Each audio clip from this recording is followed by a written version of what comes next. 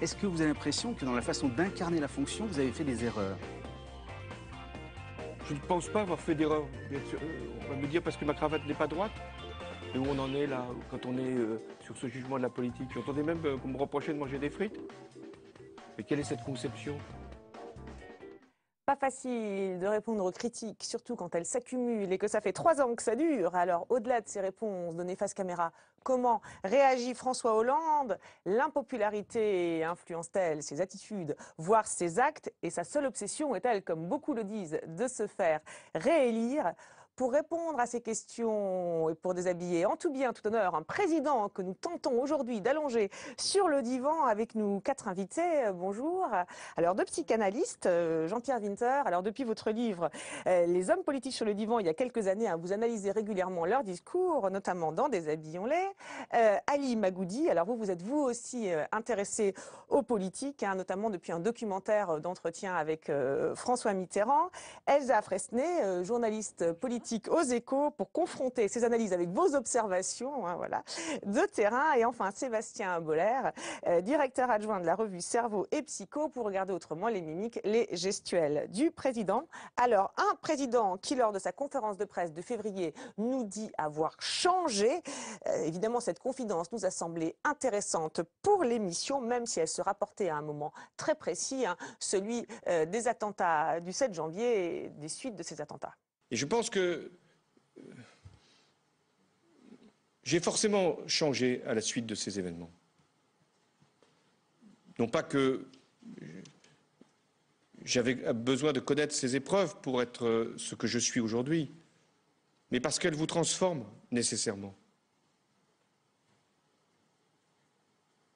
Parce que ces épreuves ont aussi changé notre pays. Il ne le sait pas encore, mais il a éprouvé une grande fierté avec un grand malheur et une capacité à se rassembler. Et donc, mon devoir, c'est de faire en sorte que ce qui s'est produit à travers ce drame et en même temps ce sursaut puisse être maintenant porté par ce que je suis, par ce que le gouvernement peut faire pour que nous puissions faire avancer notre pays. J'allais dire presque en dehors même des échéances électorales qui arrivent.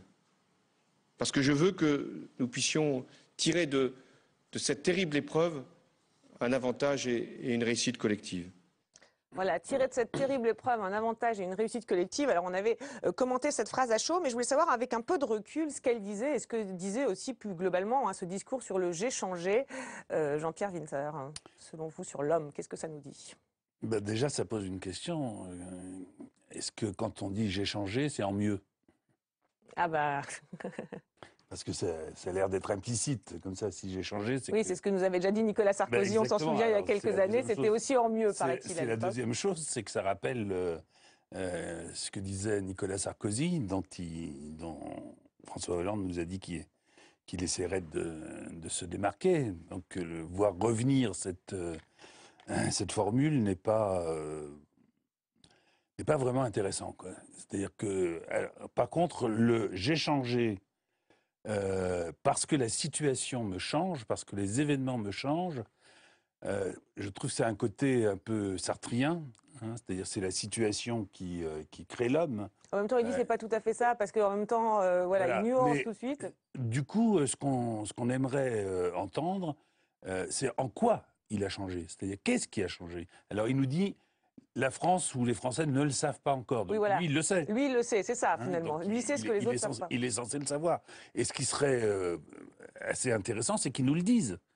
Est-ce que, sur le fond, les choses peuvent véritablement changer quand une certaine impulsion a créé une ère, comme pour un bateau, qui de toute façon entraînera tout le monde, quels que soient les événements, et aussi dramatique soit-il. Ouais. En tout cas, la question se pose. En tout cas, c'est vrai qu'on se demande, enfin, on se demande quel message il cherche à faire passer. Alors, on se disait aussi, enfin, ce qu'on s'était dit en préparant l'émission, qu'il y avait aussi un certain optimisme, peut-être aussi. Il cherche vraiment à positiver les choses. Est-ce que c'est pas ça aussi, Ali Magoudi? Oui, bien sûr, il cherche à optimiser les choses, mais il me semble que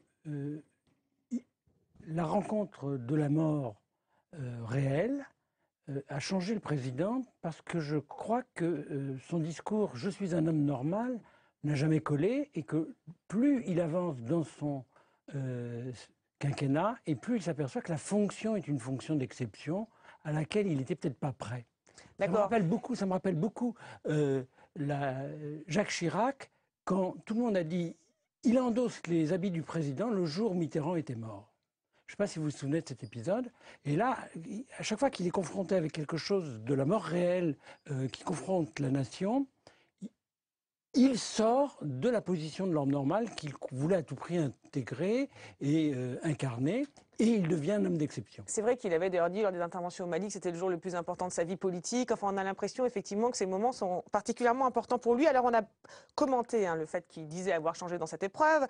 Les médias l'ont beaucoup dit aussi, sous un angle plus psy, entre guillemets. Ce qui nous a intéressé, c'est qu'il avait à ce moment-là, au moment de ces événements, les attentats du 7 janvier et puis les manifestations du 11 janvier, beaucoup employé le mot « jeu », le jeu.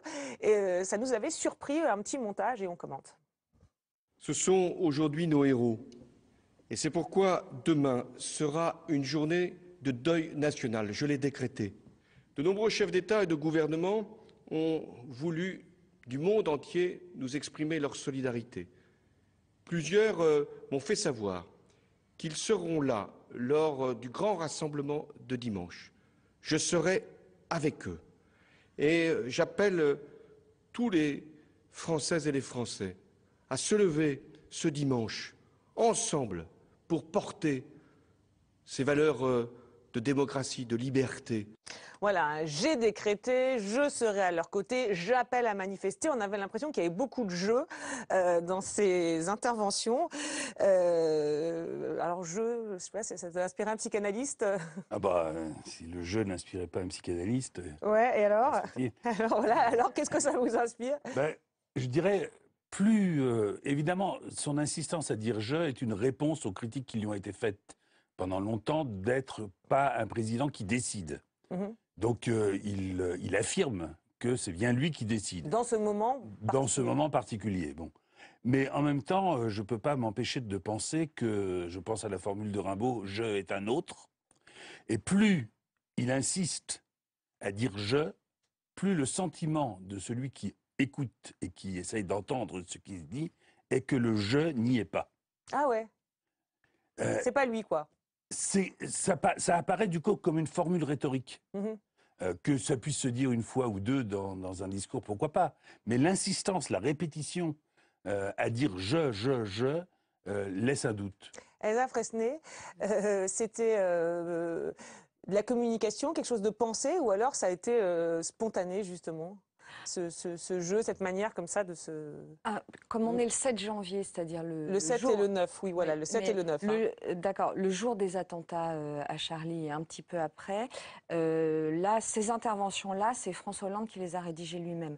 Donc, il ne faut pas trop s'étonner du jeu avec lui, parce que en fait, d'abord, il est profondément individualiste, ensuite, il tient à sa liberté, et donc, si vous voulez, le fait que ce soit lui qui décide... Profondément, c'est ancien et c'est ancré chez lui.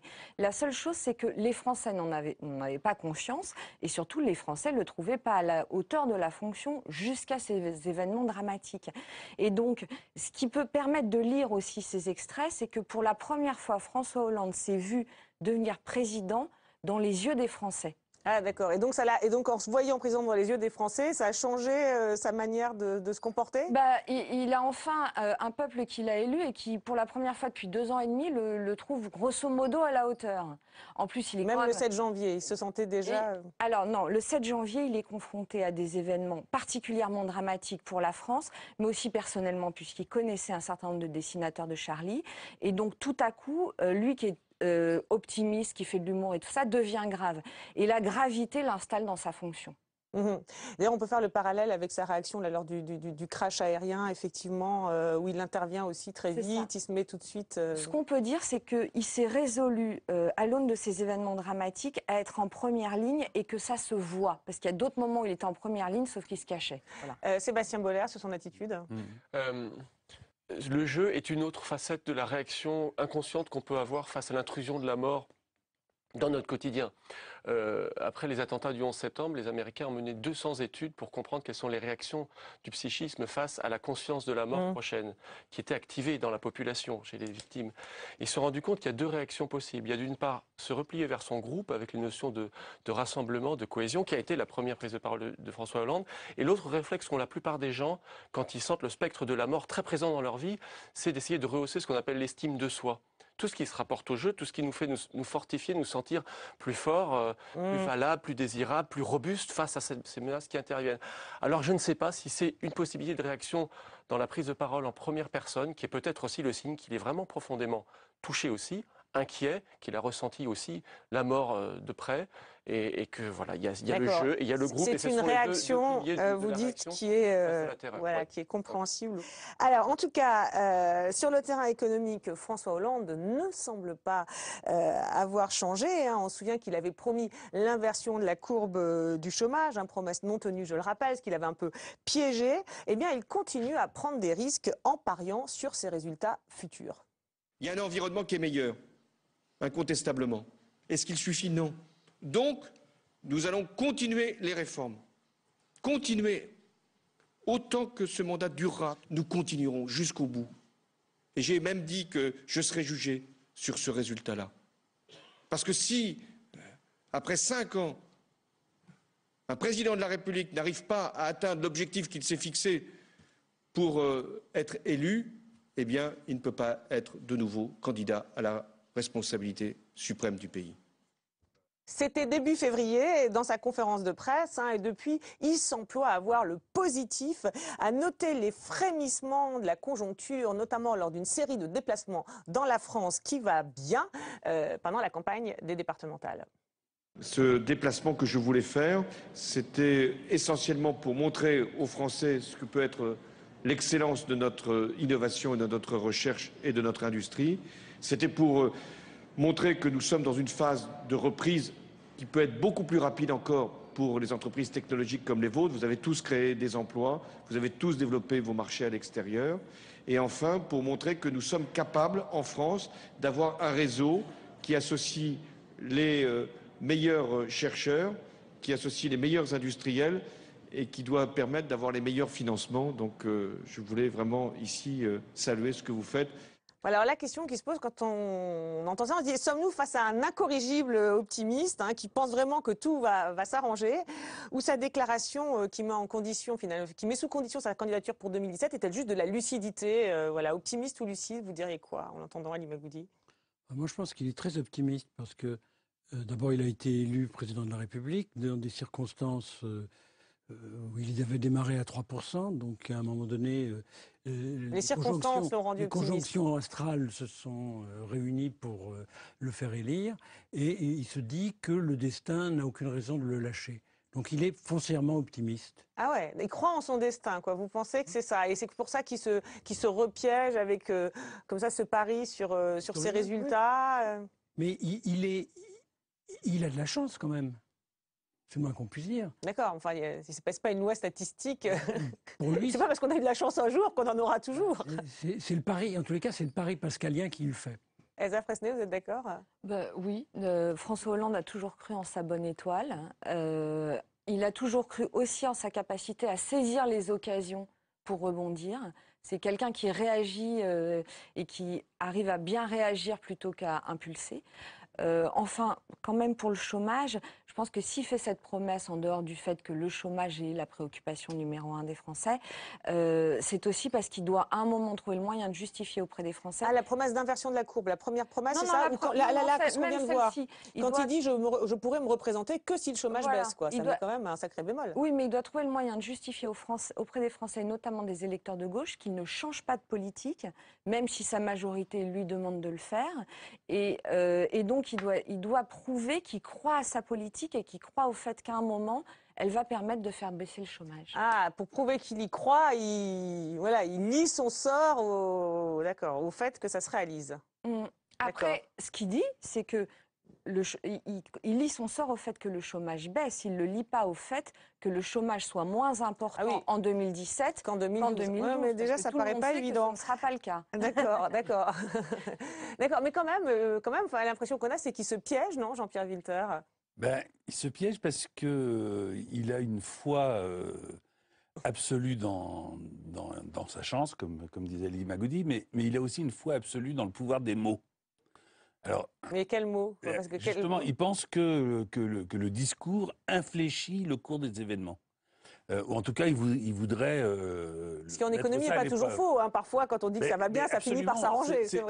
C'est très ambigu. Hein. C'est-à-dire que la démocratie, c'est le pouvoir par les mots. On pourrait presque l'entendre dans démocratie. Mais il y a quelque chose d'une croyance magique dans le fait de dire, puisque je le dis et que je l'affirme et que je le veux, j'ajoute de la chance à la possibilité que ça se réalise. Ouais. Mais quand les événements, c'est évidemment là où le problème va se poser de façon la plus douloureuse, c'est que quand les événements démentent cet optimisme un peu excessif. Ouais, ce qui s'est passé sur l'inversion de la courbe du chômage. Par exemple, évidemment, le gouvernement par les mots en prend un sacré coup et perd beaucoup de sa crédibilité. Ouais, vous vouliez dire quelque chose? On sait tous en économie que, indépendamment des bonnes conditions éventuelles extérieures comme on peut avoir en ce moment, une des clés de la reprise, c'est la confiance des Français et des investisseurs qui se remettent à consommer. Donc c'est ce que François Hollande essaie de faire. Mais là, ce que vous dites, c'est rationnel. Là, c'est un argument rationnel. C'est rationnel ou alors c'est aussi son optimisme qui est, comme on avait l'air de dire, irrationnel. C'est un mélange des deux, mais en même temps, il essaie d'être proactif. La difficulté, c'est comme il est quand même très impopulaire et que les Français lui font assez peu confiance, sa capacité à impulser de la confiance aux Français est quand même très faible. D'accord. Sébastien Bollert, son attitude, c'est l'attitude d'un optimiste, là. Je pense que c'est de la méthode Coué, tout à fait. Mais ça marche, la méthode Coué en psychologie, ça a été évalué. Ouais, mais la question, c'est qui est l'émetteur? La question, c'est de quel émetteur ça vient? Exactement. Il ne faut pas oublier quand même que Strauss-Kahn avait réussi en 2001 en disant la crise est un trou d'air, la crise asiatique. C'était resté un trou d'air un temps en France. Mais il était nettement plus populaire que Hollande maintenant. Voilà. Donc est-ce qu'en psychologie, la méthode Coué marche quand l'émetteur est dévalorisé? Non, ça marche pas, évidemment. Non, mais il illustre très bien aussi du truisme. Il dit des évidences pour créer l'adhésion. Quand il dit je vais le faire parce que qu'est-ce qu'on penserait de quelqu'un qui ne tiendrait pas ses engagements? Et c'est un instant, quelques secondes, où évidemment on comprend la logique, on adhère, on est dans le consensus, et c'est un outil aussi pour gagner de la crédibilité. D'accord, donc on est plus dans le registre là, du rationnel, effectivement, que du... Enfin, c'est ça, c'est un peu la question qu'on se pose quand on le voit. On se dit, est-ce qu'on est dans quelque chose d'une espèce de stratégie rationnelle, voilà, ou alors est-ce qu'on est finalement dans un optimisme qui est... Mais l'optimisme, c'est pas rassurant. Oui. On a l'air de dire c'est optimiste, donc... on est rassuré. On est rassuré, pas du tout. Comme disait un grand metteur en scène après la guerre, en 1933, les Juifs optimistes, c'était ceux qui disaient qu'il fallait rester en Allemagne. Donc c'est pas. Oui, c'est du déni, quoi. Ça devient du déni. C'est pas forcément la meilleure chose. Et en l'occurrence, le problème, c'est que la crédibilité de la méthode Coué, elle diminue, en fait, de celui qui utilise la méthode Coué, elle diminue au fur et à mesure que les événements, la réalité, démentent son optimisme. Et là, malheureusement, on est dans ce cas. Alors on dira qu'il y a quelques frémissements du fait que ça pourrait aller mieux économiquement parlant, donc il se sent peut-être autorisé à redevenir optimiste, non? Oui, de toute manière, il y croira jusqu'au bout, François Hollande. D'accord. Il tentera sa chance jusqu'au bout. D'accord. Alors, cet optimisme affiché est à mettre en parallèle avec l'impopularité de François Hollande, une impopularité qu'il commente souvent sur le mode de l'humour. Ça a commencé assez rapidement, déjà au bout d'un an de mandat. Il ironisait, on peut dire. Regardez, c'était lors d'une conférence de presse. Vous êtes le président le plus impopulaire de la Ve République, où vous en êtes proche. Alors ma question est celle-ci. Quelle part personnelle de cette impopularité assumez-vous?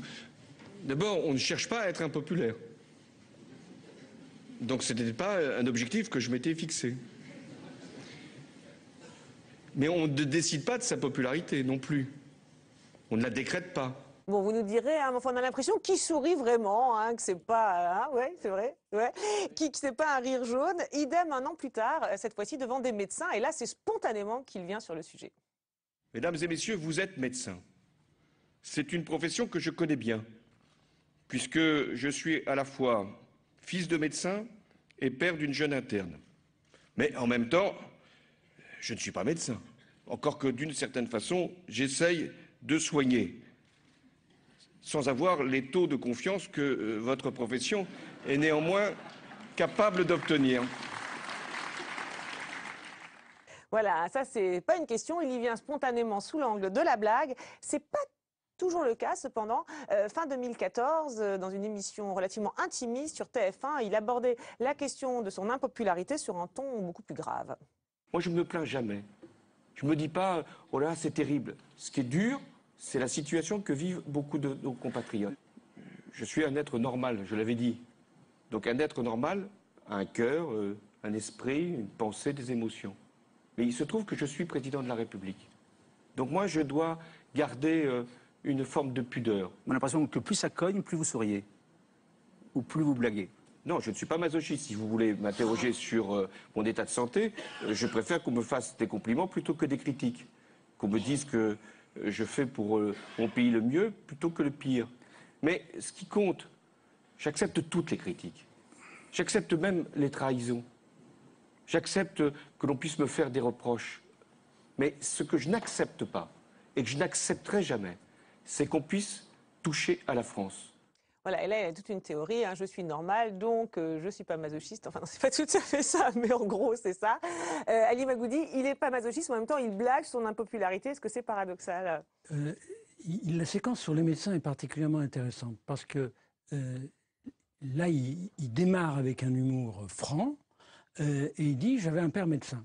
Il se trouve que ce père médecin, c'est pas n'importe qui, c'est quelqu'un avec qui il a eu des relations extrêmement tendues. Et c'est vrai que c'est drôle d'ailleurs qu'il y fasse référence. Il y fait référence spontanément. Alors, si on lui avait posé une question sur son père, probablement que le journaliste aurait été envoyé sur les roses. Mais là, il parle de son père.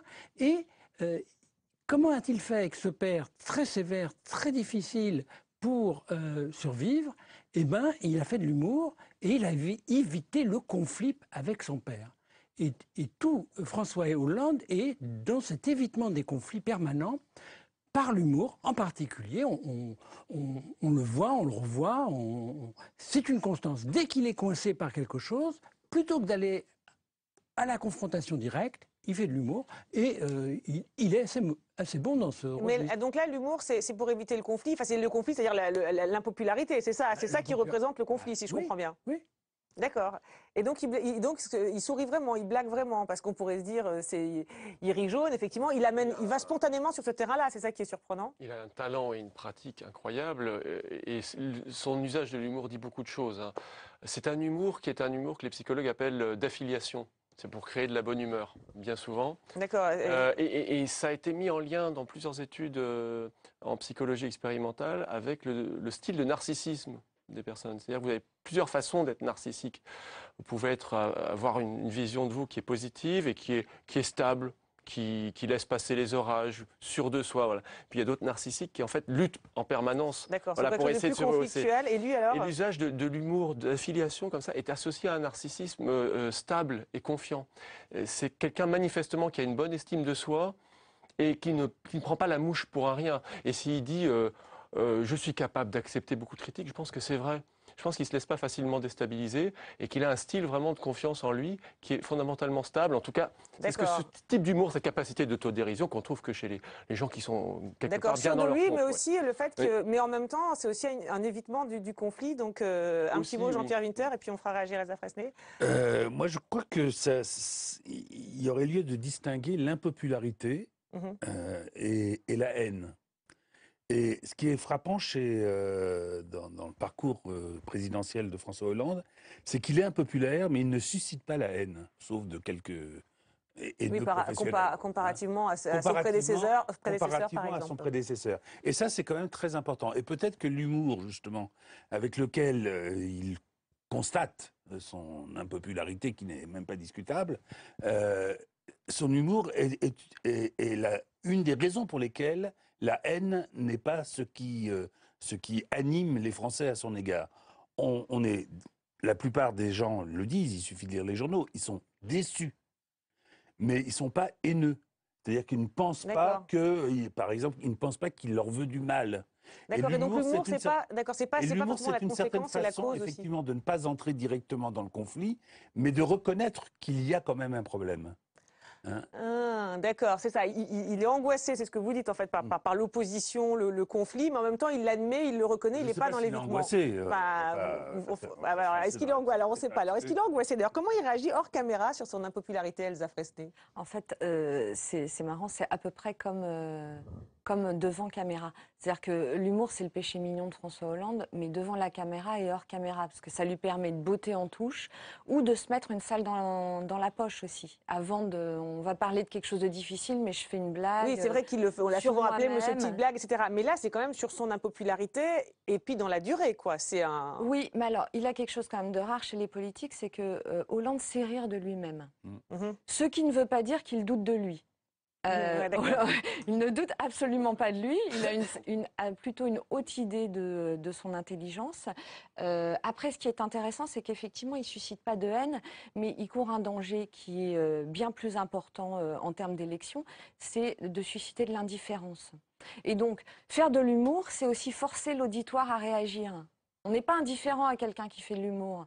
Or, dans l'opinion, un président à l'égard duquel les Français nourrissent de l'indifférence, c'est-à-dire le zap du paysage, c'est terminé. Alors, il dit, moi, effectivement, j'accepte tout, quelque part. Enfin, voilà, ce que vous disiez, finalement, j'ai assez confiance en moi, donc tout glisse sur moi comme sur une toile cirée. Il accepte les trahisons, même les trahisons. Alors, on pense évidemment au livre de Valérie Trierweiler qui était sorti quelques semaines avant. Il fait référence à ça ou c'est plus général, ce j'accepte les trahisons? Parce que là, il va très loin quand même. Spécifiquement, c'est le livre de Valérie Trierweiler. Il ne faut pas oublier que cette émission est enregistrée, je crois, 2 mois après qu'il ait essuyé le livre de Valérie Trierweiler, qu'il ait dû virer Arnaud Montebourg et Benoît Hamon et Aurélie Filippetti de son gouvernement, et qu'enfin, il y a eu le retour de Nicolas Sarkozy. Donc là, il est au fond du trou. D'accord, il a l'impression qu'il est le pire lui est arrivé, quoi. Oui. Même si dans ce quinquennat, on se demande toujours si le pire est arrivé. Un petit mot avant qu'on... Oui, juste, c'est l'identification à la France qui est une marque du changement de François Hollande. Il termine la séquence en disant « Je ne supporte pas qu'on trahisse la France ». C'est le jeu de tout à l'heure réitéré, c'est « Je, moi, la France ». C'est pour ça qu'il y a un décalage. C'est pas je, François Mitterrand, c'est je, la France. Je suis avec le chef d'État, je suis... Et quand vous m'attaquez, eh ben quelque part, vous attaquez la France. Et là, il y a quelque chose il s'identifie déjà dans la posture de François Hollande. Il s'identifie déjà effectivement au pays avant les attentats effectivement début janvier. Un dernier mot, il faut qu'on passe à la suite. Oui, et justement, ça ne portera ses fruits que début janvier. D'accord, on a les prémices. Alors, cela dit, on évoquait le livre de Valérie Trierweiler qui ne l'a pas fait rire du tout, là, pour le coup. Il n'a pas fait beaucoup d'humour, si ma mémoire est bonne, sur le sujet. Il y a un passage qui l'a particulièrement blessé, c'est celui où elle évoquait les sans-dents. Voilà, le président traiterait les pauvres de sans-dents, avait-elle dit. Écoutez sa réponse, toujours dans cette fameuse émission sur TF1. Moi, je suis moi-même. Et on peut m'apprécier, pas m'apprécier, on peut critiquer ma politique, mais sur moi-même, je ne crois pas qu'on puisse me faire le moindre reproche sur la manière que j'ai d'aimer les Français. J'avais vu cette formule au Bourget, j'avais dit, moi j'aime les gens. Et toute ma vie, j'ai démontré que j'aimais les gens. Après, il y a, je vous ai dit, les douleurs, et je les pardonne. Voilà, je les pardonne, mais j'aime les gens. C'est vrai que c'est une phrase qui revient très souvent dans le discours de François Hollande. Et le paradoxe, c'est pourtant qu'il ne semble pas toujours à l'aise face aux gens. Alors, il y a énormément d'exemples, énormément de séquences qui ont été filmées. Un moment pour se remémorer, c'était il y a 1 an, face à une chômeuse lors d'un déplacement à Carmaux. J'ai 51 ans, je suis au chômage, je suis à Carmaux, j'étais à Montpellier. J'ai cru en vous, monsieur Hollande. Mais au chômage, on se bat pour le faire baisser. Non, moi je suis déçue qu'on se croirait sous Franco, on ne peut même pas passer dans la rue de Venez avec moi. Voilà, et hop, il tourne la tête, il a l'air presque indifférent pour le coup. Alors, est-ce plus convaincant dans les situations moins tendues, moins conflictuelles? Eh bien, pas toujours. Il y avait une séquence, là encore, il y a 1 an, dans un bureau de vote à Tulle, pourtant en terrain conquis, une séquence qui avait beaucoup amusé le petit journal de Canal+. On la regarde avec le commentaire de l'époque. Ça va bien? Ça va? Et les fraises? Bonjour, Monsieur le Président. Et les fraises, comment elles vont les fraises? Et le fils, il va bien le fils? Et le fils, ça va? Et t'as une canne maintenant? Mais à force de prendre trop de nouvelles, ben les gens en donnent pour de vrai. Et à force de gratter, de la chercher, comment se sortir de là? Mais tout marche. Le reste marche. Voilà, le reste marche. Bon, alors, c'était il y a un an. Alors là aussi, a-t-il changé, hein, est-il plus à l'aise maintenant? Eh bien, dites-moi ce que vous en pensez après cet exemple, hein, une rencontre avec les lecteurs du Parisien en mars 2015. Bonjour.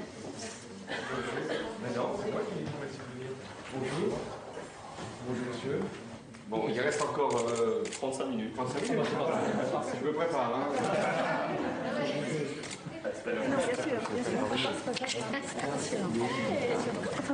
Non, merci. Ah, ça y est, oh là là. Un drame s'est produit. Il allait renverser. Jeune étudiante.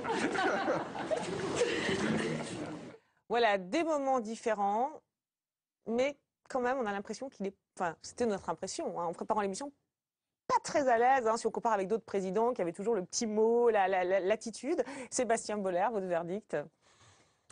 Sur l'épisode descendant, ça c'est un vrai problème parce qu'on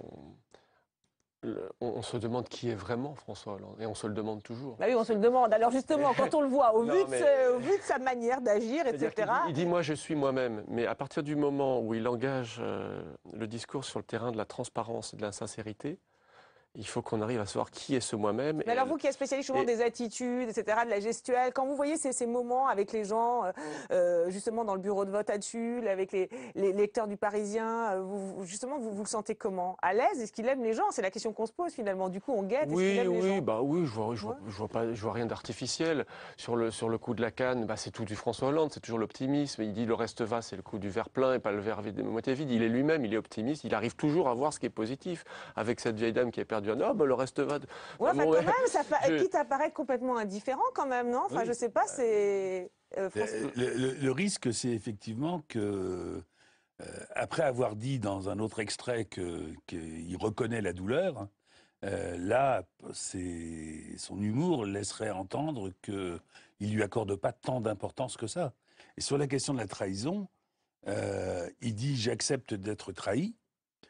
Mais la question qui se pose, et justement à partir de l'épisode Trier-Valère, etc., c'est est-ce que lui peut reconnaître et accepter qu'il a trahi?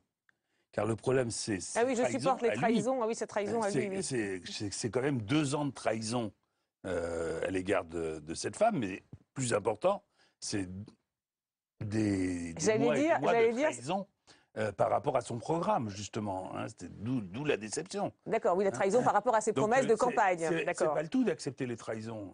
Il faut... Alors peut-être que... J'allais dire, c'est plus facile d'accepter les siennes. Je vais prendre les choses autrement. Dans le dernier extrait, quand il relève la dame qui vient le voir... tomber. La dame qui vient de tomber. Je suis frappé par le regard insistant du côté de la caméra. Absolument, c'est très frappant. Ouais. C'est vraiment très frappant. C'est-à-dire que ce geste... Il le fait parce qu'il y a la caméra et il s'adresse à la caméra, tout en faisant un peu d'humour, etc. Je ne sais pas. Toute l'équivoque de l'épisode descendant tient à ça. Est-ce qu'il tient un discours en privé, quand il n'y a pas de caméra, qui serait différent de celui qu'il tient quand il y a des caméras? Mais alors c'est effectivement la question qu'on s'est posée en voyant cette scène. Effectivement, il regarde la caméra. Alors nous, on s'est demandé si c'était pas comme la jeune femme était en jupe, c'était de la galanterie. Il tournait la tête vers la caméra parce qu'il fallait bien tourner la tête. Enfin bon, pourquoi vers la caméra? Vous allez me dire. Non, vous êtes perplexe. Ouais, sceptique. Oui, on va faire réagir Elsa Fresnay. Effectivement, ça sème le doute sur cette séquence. Mais il ne faut pas oublier que François Hollande est quand même un traumatisé des images, et notamment depuis cette image où à l'île de Sein, il prenait une pluie incroyable en prononçant ce discours le jour où il remaniait son gouvernement. Donc, oui, la fameuse image sous la pluie. Voilà. Donc, ça dit Carmot, là, avec la chômeuse, c'était avant. Il y a des moments où c'était avant, son manque d'empathie. Oui. Et donc, ça fait des mois que son entourage, ses amis lui disent qu'il faut faire attention aux images, qu'est-ce qu'ils font la com à l'Élysée, etc., etc. Donc, je pense que ça c'est le signe de « Ah, où est la caméra? Qu'est-ce qui se passe ?» etc. Carmo, c'est une autre histoire. Hein. D'accord, en fait, ça veut dire en fait, qu'il est obsédé par la caméra, pas parce que lui, François Hollande, est obsédé par la caméra, mais parce qu'à force, ça a fini par devenir, à force d'avoir des images qui le desservent, ça devient une obsession. Enfin, oui, c'est ça. Généralement, il n'est pas très bon à la télé, donc en émission. Et deux, les images prises sur le vif, des choses qui le desservent, il a fini par se dire, bon, c'est pas bon. Ensuite, en vrai, dans les campagnes, pour l'avoir suivi dans plusieurs campagnes bien avant qu'il soit président, etc., il est effectivement comme ça avec les gens, c'est-à-dire qu'il tape sur l'épaule, il fait la bise, dans sa circonscription, il connaît les gens, il s'intéresse à ce qui leur arrive, etc. Bah, il s'intéresse pas tellement. Hein. Voilà. Et vous avez un œil en moi, tout va bien. Mais ce que je veux dire, c'est que cette marque d'intérêt, d'affection, de je sais qui fait quoi, qui en est où de sa vie, a tout de même une limite qui est la limite de tout homme politique, c'est-à-dire il se laisse pas atteindre non plus par les émotions que les gens peuvent leur renvoyer. D'accord. C'est une protection, vous dites aussi. Oui, mais c'est aussi que Hollande est quand même un être claquemuré. C'est-à-dire que l'émission, le début de l'émission où il parle de trahison, etc., c'était une séquence où c'était un échec. Le journaliste essayait de le faire parler de lui et il a parlé de la France et de Nicolas Sarkozy. Mais alors vous dites effectivement, donc il y a quand même cette empathie qui se dégage, etc. En même temps, dans les extraits qu'on vient de voir, il y a quand même, comme le disait Jean-Pierre Winter, pas mal d'indifférence aussi finalement. Parce que quand quelqu'un tombe, est-ce qu'on n'est pas plutôt dans l'empathie? Est-ce que le premier réflexe c'est l'empathie ou c'est regarder la caméra? Ali Magoudi, un petit mot sur cette empathie peut-être qui fait défaut? Je ne sais pas si... Je pense qu'il a une certaine empathie avec les gens. C'est-à-dire que il est embarrassé, on le voit bien, il reçoit des gens normaux, entre guillemets. Des vrais normaux. Il se présente comme un homme normal et ça colle pas du tout parce qu'il est président. Donc, il peut pas être un homme normal. Et donc, ça le met mal à l'aise. Donc, il sait pas comment être. Il est mal à l'aise, il fait de l'humour, il rigole. Et ce qu'il semble oublier... Ou il tourne les talons comme face à la chômeuse de Carmo. Oui, et puis là aussi, il rigole, il se tape sur les gens, il serre les mains, etc. Mais ce qu'il oublie, ce qu'il veut pas savoir, c'est quand on fait de l'humour, c'est une levée du refoulement inconscient et qu'il y a du retour du refoulé. Ça veut dire quoi, ça? Ça veut dire que probablement qu'il a prononcé les paroles descendants. Probablement. Parce que c'est vrai qu'une certaine population ne fréquente pas beaucoup les dentistes et discrètement phobique vis-à-vis... Et comment vous le voyez? Comment vous le dites, ça, probablement? Et c'est un beau mot, et d'un seul coup, il s'aperçoit... De l'humour que noir.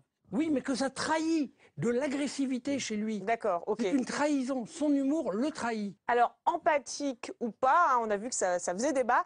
En tout cas, il semblerait que François Hollande ne soit pas vraiment empathique à l'égard de ses ministres, hein, parce que là, il nous a semblé qu'il les taclait quand même assez régulièrement. Tout d'abord, Fleur Pellerin, ministre de la Culture, incapable de citer un livre de Modiano au lendemain du jour où l'écrivain recevait le prix Nobel, et on dirait que François Hollande s'amuse à y faire allusion. Patrick Modiano, vous êtes écrivain. Je le dis à ceux qui n'auraient pas eu une connaissance jusqu'à présent de vos ouvrages. Vous êtes le nouveau prix Nobel de littérature. Voilà, donc là, ça sent quand même hein, le petit tacle à Fleur Pellerin. Et puis, on se souvient aussi qu'il y avait eu, là, pour le coup, un tacle très, très relevé à son Premier ministre Manuel Valls, hein, le jour même où il lui remettait les insignes de Grand Croix de l'Ordre du Mérite. Vous aimez citer de grands républicains. Vous vous inscrivez dans cette tradition, c'est-à-dire celle qui a fondé la République. Une des figures qui vous sert de référence est celle de Clémenceau. C'est un personnage controversé, y compris au sein de la gauche française. C'est sans doute pour ça que vous l'avez utilisé, car vous aimez la controverse, à condition qu'elle soit un facteur de débat, de contradiction et en même temps de synthèse, car il faut aussi qu'il y ait des hommes de synthèse dans la République. Très important dans les références que chacun peut avoir. Si vous aimez Clémenceau, c'est parce que je connais bien son parcours très long, ce qui vous laisse grand espoir. Commencé au moment de la Commune de Paris et terminé, non pas comme on le croit, à la fin de la Première Guerre mondiale, car il a continué à produire, à écrire, jusqu'à la fin de sa vie.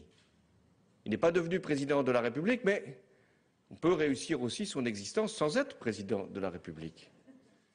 Voilà, et cette séquence a été très commentée, hein, et c'est vrai que quand on met en parallèle celle sur Fleur Pellerin, on a l'impression que c'est un petit jeu chez lui, Elsa Fresnay. D'abord, c'est pas un bon manager, François Hollande. Ouais, c'est pas bon en management de faire ça. Oui, ensuite, il faut un tout petit peu remettre dans le contexte. C'est le jour où sort dans l'Obs une interview de Manuel Valls où il dit qu'il faut en finir avec la gauche passéiste. Donc, après Martine Aubry, qui elle voulait en finir avec le social-libéralisme, c'était un jour encore d'explosion au PS, etc. Donc, François Hollande veut prendre ses distances avec ça, veut se poser en rassembleur, dire moi je suis homme de synthèse, pas mon Premier ministre. Là où il y a un problème psychologique quand même, peut-être, c'est qu'il avait relu en personne l'interview de Manuel Valls. Dans l'Obs. Oui, avant qu'elle paraisse. Et il ne l'avait pas dissuadé de tenir ses propos.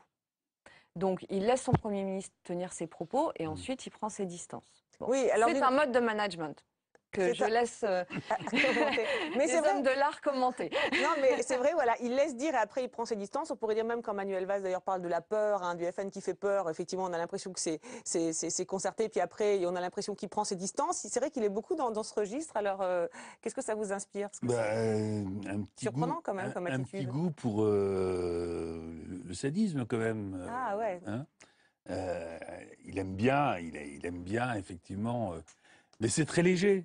Hein, c'est très léger, ça fait mal quand même, parce que je suppose que, par exemple, Fleur Pellerin se fait épingler par le président de la République comme il l'a fait en public, ça fait mal. Hein, et il le sait que ça fait mal. Donc sa sensibilité à la douleur ne va pas jusqu'à éviter les douleurs. Ceci dit, c'était mérité. C'était mérité. Bon, pour Fleur Pellerin, d'accord.